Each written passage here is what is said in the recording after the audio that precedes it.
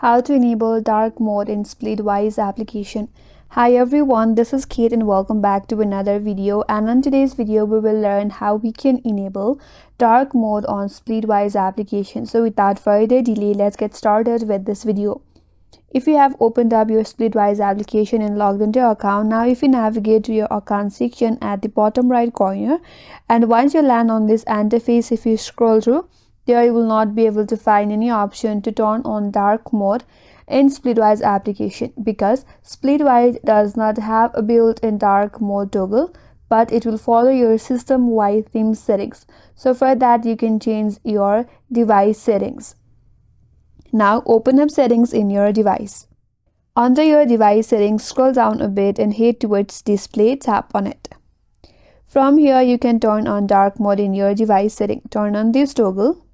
Once you have turned on your device dark mode, now if you go back to your Splitwise,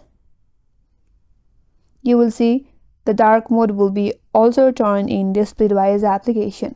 So that is the way to enable dark mode on Splitwise application, and that's all for today's video. Hope this video was helpful, and if you're new to our channel, consider subscribing. Thanks for watching and stay tuned for more videos.